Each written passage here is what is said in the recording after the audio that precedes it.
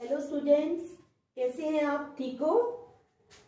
हमने एक्सरसाइज 4.4 कल स्टार्ट की थी, तो आज जो उसके क्वेश्चंस रह गए हैं वो आज हम करेंगे। ठीक है, तो स्टार्ट करने से पहले मेरी आप लोगों से ये रिक्वेस्ट है कि प्लीज मेरे चैनल को लाइक और सब्सक्राइब जरूर करें। तो चलो स्टार्ट करते हैं। एक्सरसाइज 4.4 का question number 4, is the following situation possible? कहते हैं कि क्या फॉलोइंग सिचुएशन जो है वो पॉसिबल है? इफ सो, अगर है, डिटरमाइन देयर प्रेजेंट एजेस। तो अगर है तो उनकी प्रेजेंट एजेस डिटरमाइन करो। हमारे पास है the sum of the ages of two friends. दो फ्रेंड्स हैं, उनकी एजेस का सम जो है वो 20 इयर्स है। The sum of the ages of two friends is 20 years. 4 years ago, the product of their ages in years was 48. 4 साल पहले the product of their ages, उनकी ages का प्रोडक्ट जो था वो कितना था? 48। ठीक है, ये हमारा क्वेश्चन है। तो चलो स्टार्ट करते हैं। let the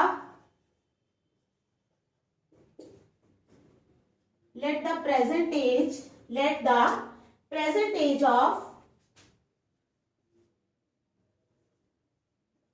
one friend be, let the present age of one friend be x years.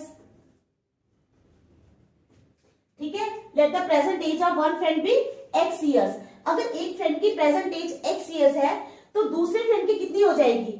Some of their edges जो है वो 20 इयर्स है, तो नेचुरली दूसरे फ्रेंड की एज कितनी हो जाएगी?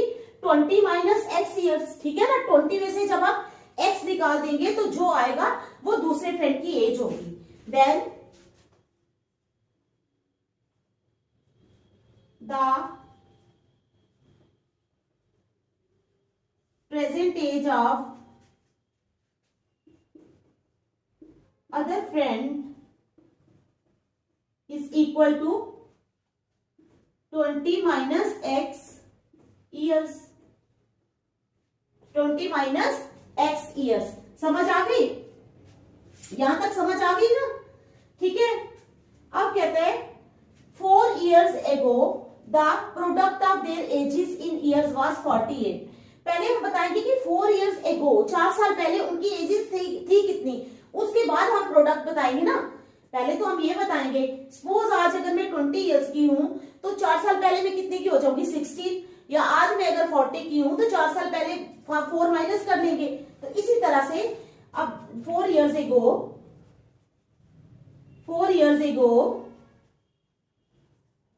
क्या हो जाएगा? 4 years ago age of one friend was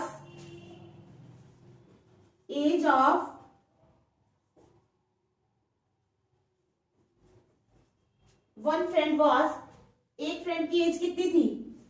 x minus 4 years। ठीक है, and age of other friend was कितनी? 20 माइनस x माइनस 4 years। ठीक है, यहां तक समझ आ गया आप लोगों को बेटा? देखो, let the present age of one friend be x years, then the present age of other friend कितनी हो जाएगी? 20 माइनस x years।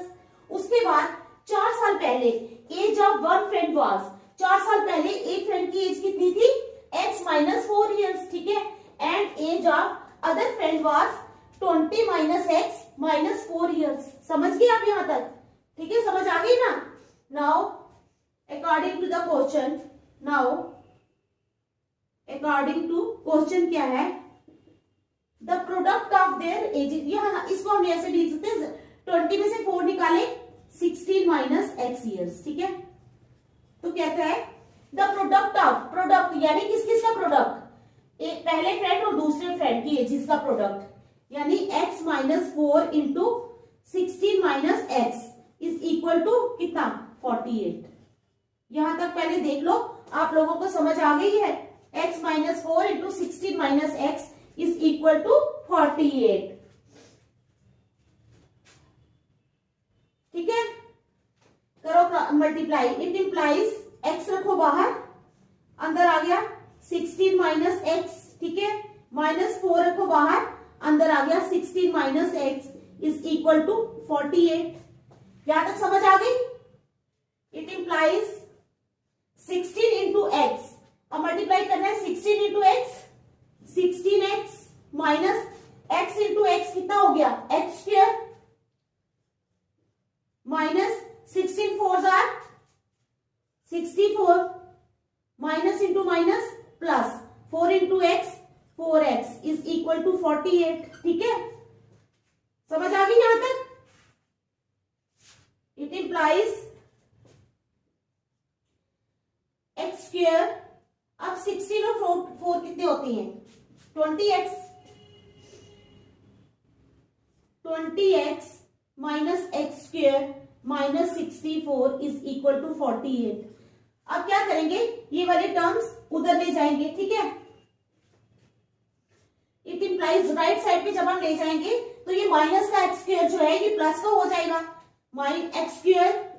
ठीक है, ये माइनस का 20x plus 64 plus 48 is equal to 0। अब 64 और 48 कितने होते हैं? ठीक है, it implies x square minus 20x plus 112 is equal to 0। देख लो, x square minus 20x plus 112 is equal to 0। ठीक है, समझ गए आप?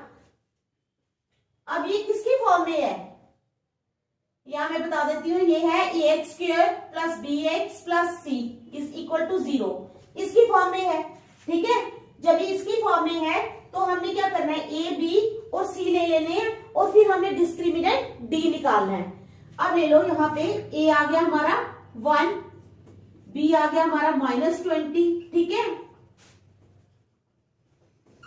और सी आ गया 112। ठीक है, यहां तक समझ आ गई? Therefore, D is equal to B square minus 4AC. It implies D is equal to B square, यानी -20 का स्क्वायर -4 इंटू ए कितना है 1 इंटू सी कितना है 112।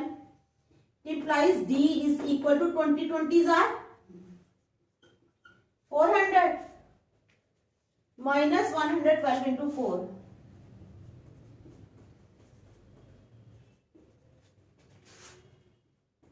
माइनस 448। ठीक है, यहां तक समझ आ गई? 400 माइनस 448। ठीक है, it implies D is equal to -48। अब सिंस डी क्या है, डी आया हमारे पास -48, तो -48 जो है ये 0 से लेस है, -48 0 से लेस है, तो there are no real roots. क्या हो जाएंगे? So no real roots exist, so the given situation is not possible. 0, so no real roots exist, इसलिए रियल रूट्स एग्जिस्ट ही नहीं करते, so the given situation is not possible. So given situation is not possible, given situation जो है वो possible ही नहीं है। तो देख लो, अच्छी तरह आपको समझ आ गई बेटा, क्वेश्चन की समझ आ गई ना? देखो अच्छी तरह देख लो, ठीक है, फिर नेक्स्ट चलेंगे।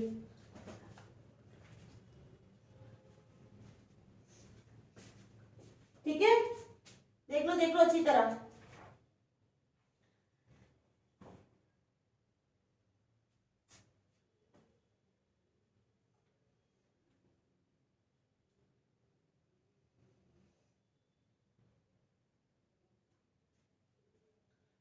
तो चलो नेक्स्ट चलेंगे, 5th वाला। ठीक है,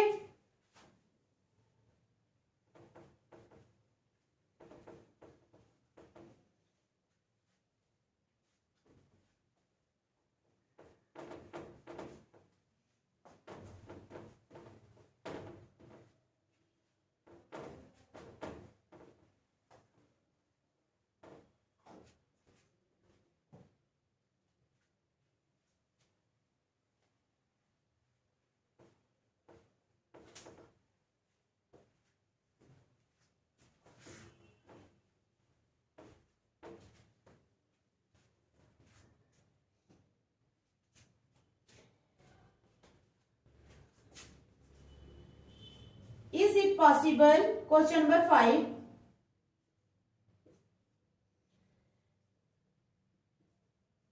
is it possible to design a rectangular park of perimeter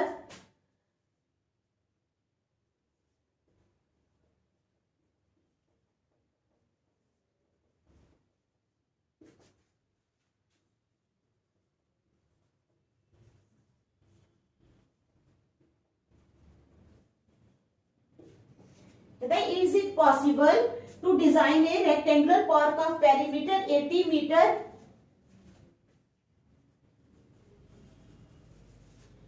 and area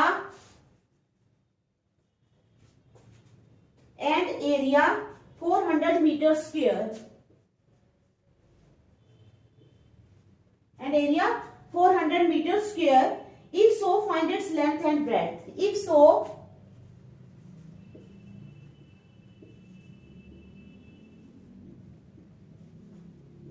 find its length and breadth.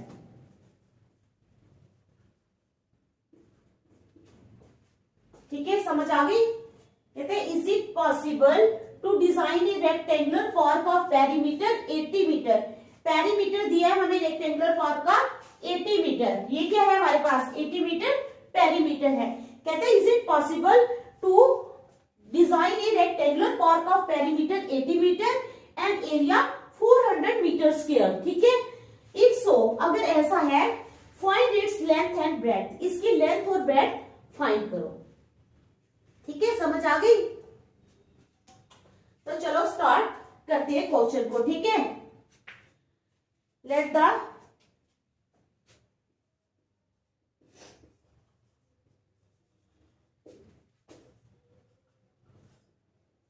the length of the rectangular park be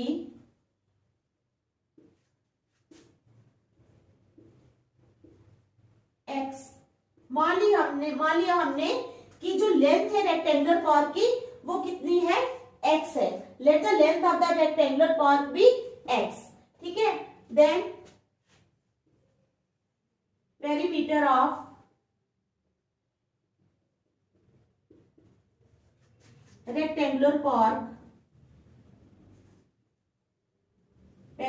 of rectangular park is equal to 2 into length plus breadth is equal to 2 into length plus breadth. ठीक है, ये perimeter का formula है. पता है ना perimeter का formula क्या होता है? 2 into लेंथ प्लस ब्रेड. तो अब हम क्या करेंगे आगे? अब पेरीमीटर हमें दिया हुआ है 80 मीटर, लेंथ हमारे पास है x. It implies 2 into length कितनी है हमने मानी है x plus breadth is equal to कितना है? 80 मीटर.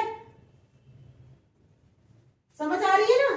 2 into लेंथ हमने मानी है x प्लस ब्रेड्थ भी वैसे ही रखी है इज इक्वल टू 80 मीटर. ठीक है, इट इंप्लाइज 2x प्लस, यार ऐसे ही कर लो, अपॉन ले जाओ इसको. It implies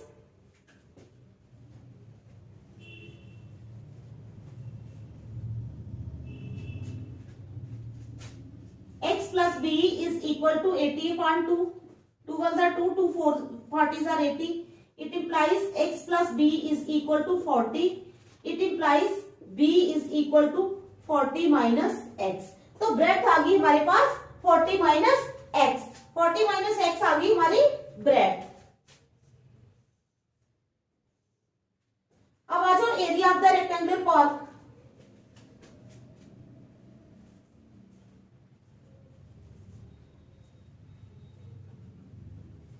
area of rectangular park कितना होता है? Length into breadth. लेंथ कितनी है? x. ठीक है, इंटू ब्रेड्थ कितनी है?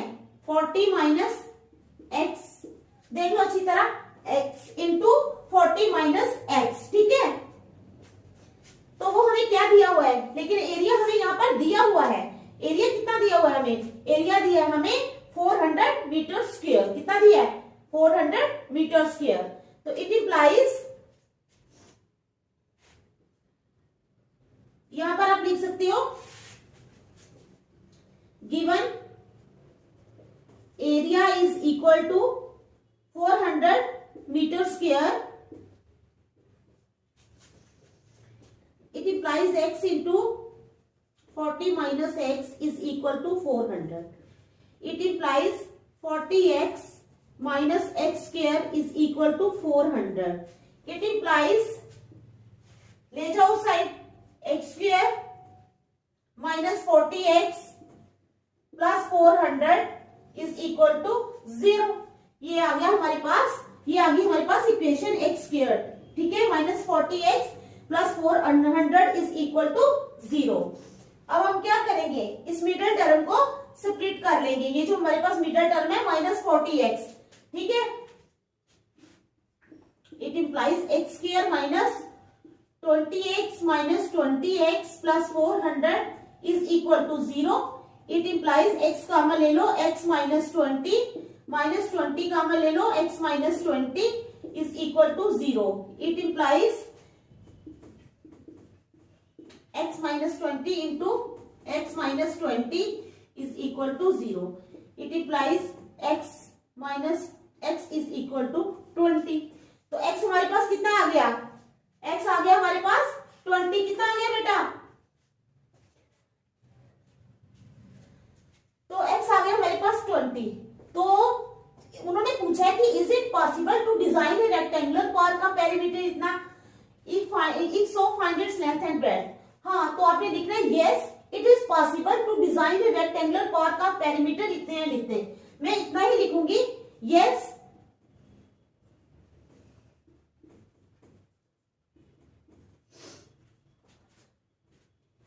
It is possible to design a rectangular park. मैंने ऐसे लिखा और भी, हाँ चलो आप लिख लो रेक्टेंगुलर पार्क, छोटा सा लिख देती हूं मैं, रेक्टेंगुलर पार्क, ठीक है। तो लेंथ कितनी हो जाएगी पार्क की, विद लेंथ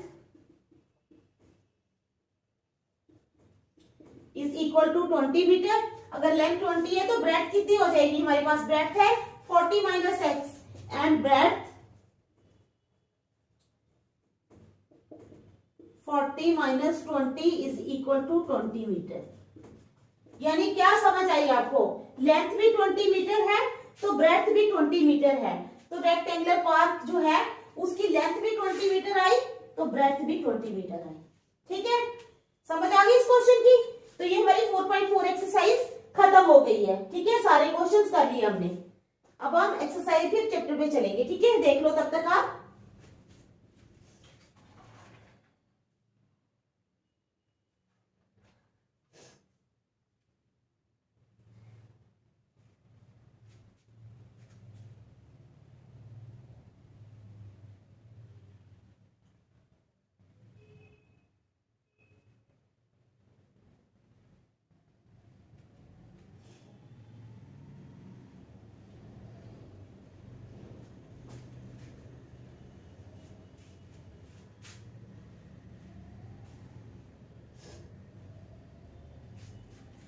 ठीक है, चलें।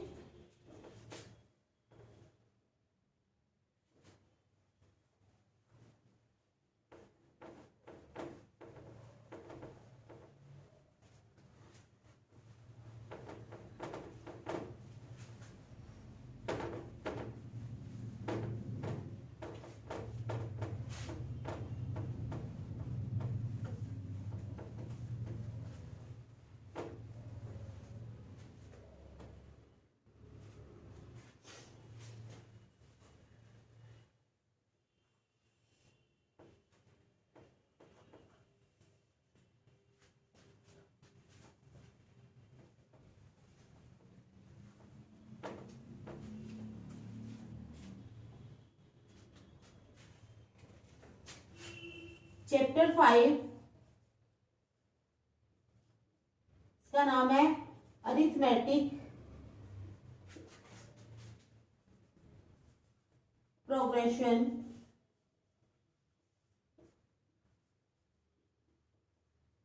ठीक है, ये है अरिथमेटिक प्रोग्रेशन। तो हमारा क्वेश्चन है in which of the following situations does the list of numbers involved make an arithmetic progression and why. In which of the following situations in which of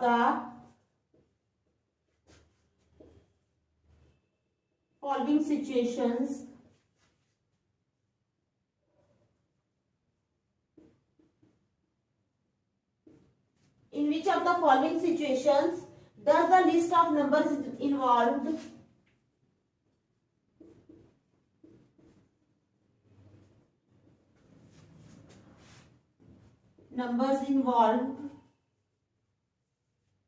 does the list of numbers involved ठीक है make an arithmetic progression and why। make an arithmetic progression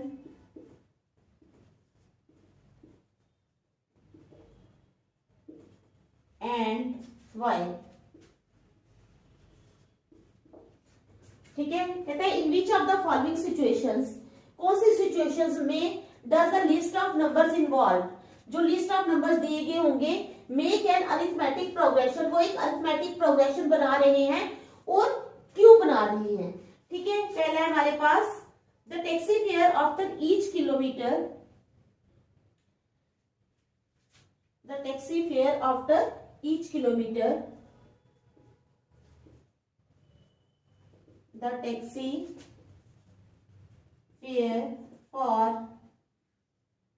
each kilometer after ठीक है kilometre when the fare is ₹15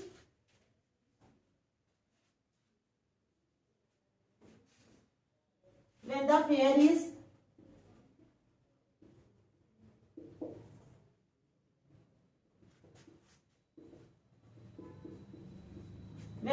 is ₹15 for the first kilometer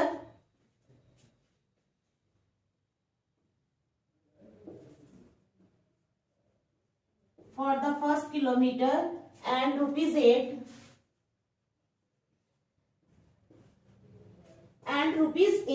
ठीक है and ₹8 for each additional kilometer,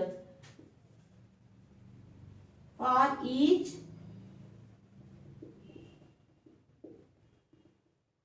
additional kilometer। ठीक है, the taxi fare for each kilometer when the fare is ₹15 for the first kilometer। Taxi में अगर कोई 1 kilometre तक जाता है तो उसको 15 रुपए देने पड़ते हैं। ठीक है, तो अगर वो 2 किलोमीटर जाता है तो 8 रुपए उसमें ऐड हो जाते हैं। ठीक है, इस तरह अगर 3 किलोमीटर जाता है तो 8 रुपए और ऐड हो जाएंगे, यानी उसको थोड़ा कम देना पड़ेगा। अगर वो 2 किलोमीटर, पहले किलोमीटर के लिए ज्यादा है पैसे 15 रुपए, लेकिन अगली बार सिर्फ 2 किलोमीटर जाएगा तो सिर्फ 15 30 नहीं देने पड़ेंगे उसको, 15 में 8 ऐड हो जाएंगे। समझिए आप। तो हम इसको कैसे लिख सकते हैं, we can write the given condition as, we can write the given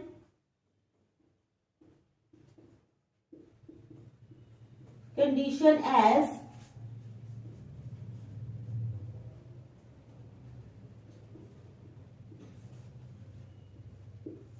taxi fare for first kilometer या 1 किलोमीटर is equal to 15। कितना हो जाएगा, taxi fare for 1 kilometre is equal to 15। ठीक है, दूसरा taxi fare for first 2 kilometres, for first 2 kilometres, पहले 2 kilometres के लिए कितना हो जाएगा, 15 + 8 इज इक्वल टू 23। कितना हो जाएगा, 15 + 8 इज इक्वल टू 23। ठीक है, फिर taxi fare for first 3 kilometres,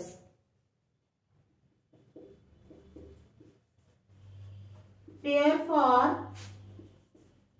first 3 kilometres is equal to 23 plus 8, तो कितना हो जाएगा 31। अब taxi fare for first 4 kilometres,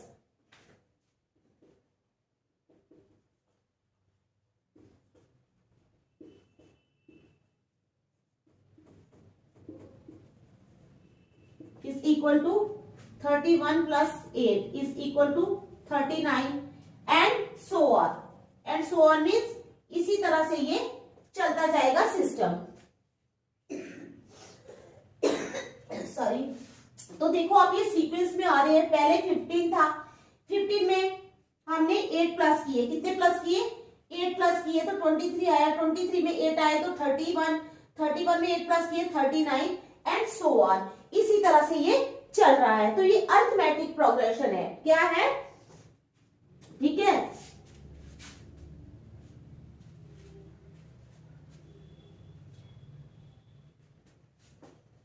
Therefore 15, 23, 31, 39 dash dash dash form n, क्या बना रहे हैं AP, arithmetic progression, because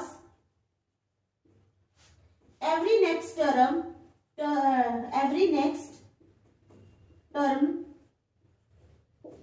is 8 more than the preceding term, ठीक है। तो ये क्या बना रहे हैं एपी बना रहे हैं, बिकॉज एवरी नेक्स्ट टर्म, हर एक नेक्स्ट टर्म जो है वो 8 ज्यादा है देन द प्रोसीडिंग टर्म, पिछली टर्म से 8 ज्यादा है, ठीक है। समझ आई आप लोगों को बेटा।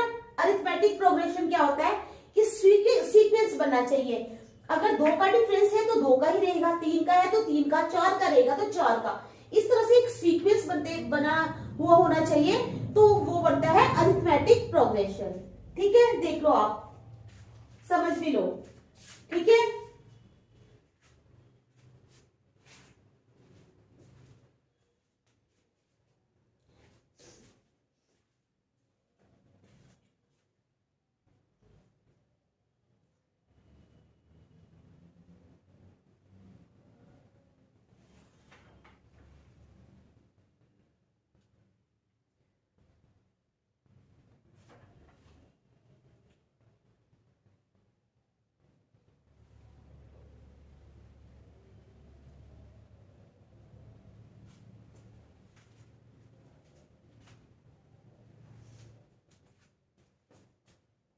चलो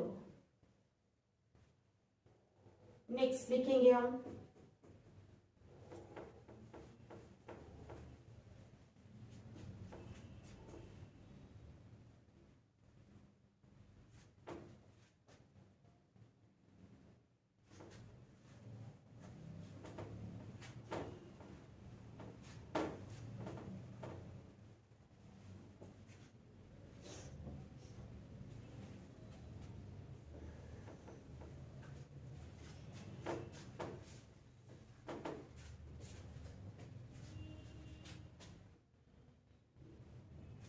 नेक्स्ट लिखेंगे the amount of air present in a cylinder,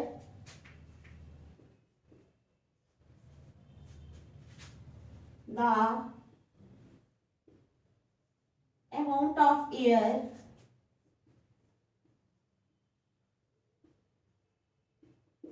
present in a cylinder, the amount of air present in a cylinder when a vacuum pump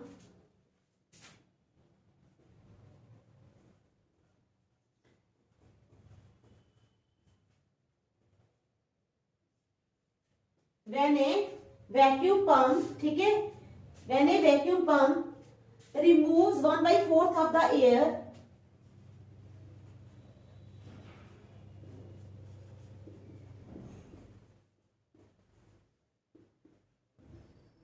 removes 1/4, ठीक है, of the air remaining in the cylinder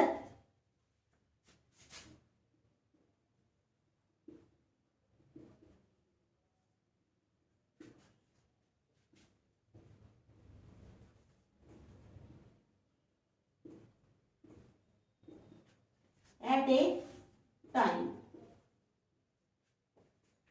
ठीक है, the amount of air present in a cylinder, कहता है अब ये भी बताना है, यही बताना है हमने कि वो जो है ये अरिथमेटिक प्रोग्रेशन जो है ये बना रहे हैं या नहीं बना रहे हैं। समझ आ गई?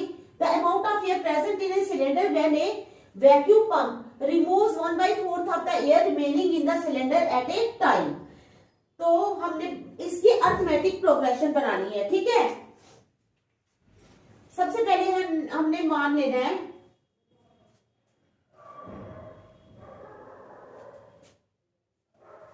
Let the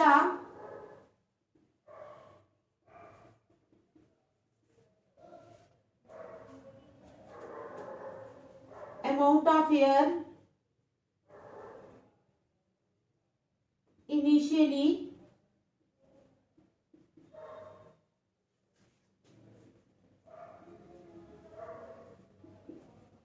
present in a cylinder B, let the amount of air initially present in a cylinder be V liters। कितने? let the volume of air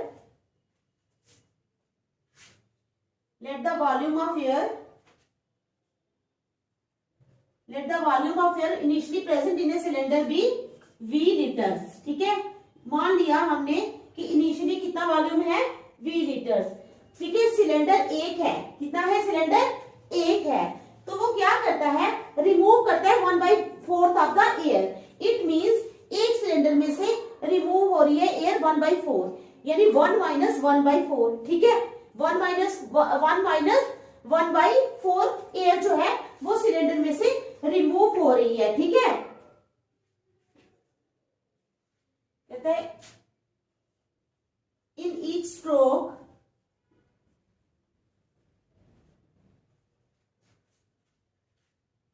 a vacuum pump removes is equal to 1 minus 1/4 is equal to 4 आ गया, 4 minus 1 is equal to 3/4। कितनी वो air remove करता है? 3/4। कितनी? 3/4 part of the air. ठीक है, ये रिमूव हो जाएगी 1/4। In each stroke a vacuum pump removes is equal to 1 minus 1/4 is equal to 3/4। ठीक है,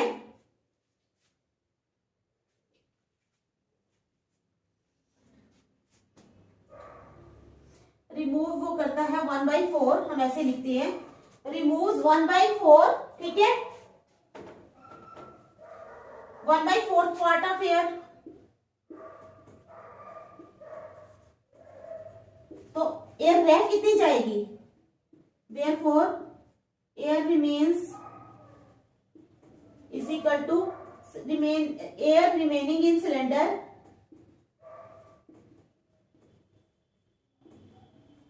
is equal to 1 minus 1/4। 4 LCM ले लो, 4 minus 1 is equal to 3/4। 3/4 रह जाएगी। इसी तरह नेक्स्ट स्ट्रोक में भी वो 1/4 करेगा, इसी तरह चलता जाएगा। ठीक है, समझ आ गई? समझ आ रही है ना मैं क्या बोल रही हूं? तो हमने वॉल्यूम अरिथमेटिक प्रोग्रेशन बनाना है। क्या बनाना है? Arithmetic progression. पहली बार V आया, दूसरी बार आया 3/4, तो साथ में आ जाएगा V। ठीक है, 3/4 V वॉल्यूम आ जाएगा ना, वॉल्यूम। ठीक है, therefore volumes will be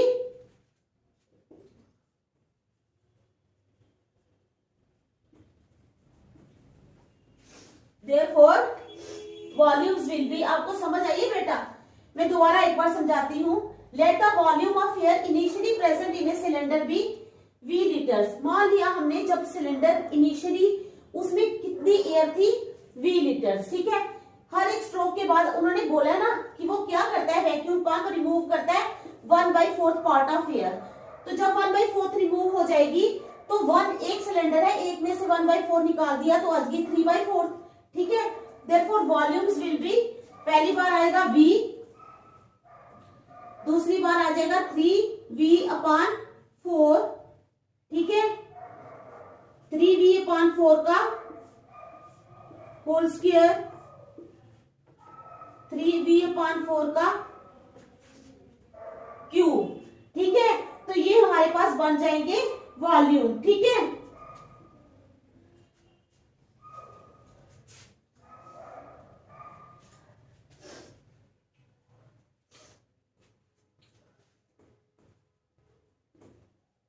and so on.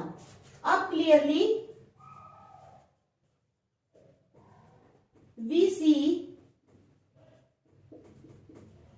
that the adjacent terms do not have the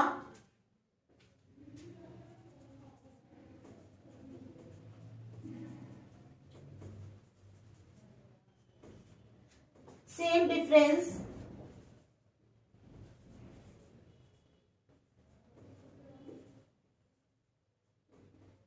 between them, so this series does not form an AP, does not form an, जब इनका common difference जो है वो same नहीं है तो ये क्या कर रही हैं, ये एपी नहीं बना रही हैं। Clearly we see that the adjacent terms do not have the same difference between them. एक कितना है स्क्वायर, जब हम 3v/4 का स्क्वायर करेंगे तो वो कुछ और आएगा, 3v/4 का क्यूब करेंगे तो वो कुछ और आएगा, उनका कॉमन डिफरेंस सेम नहीं आएगा। तो ये क्या कर रही हैं, ये एपी नहीं बना रही है ये टर्म्स। तो यहां तक अब हम आज रखेंगे, ठीक है। नेक्स्ट हम कल करेंगे, ठीक है। Thank you.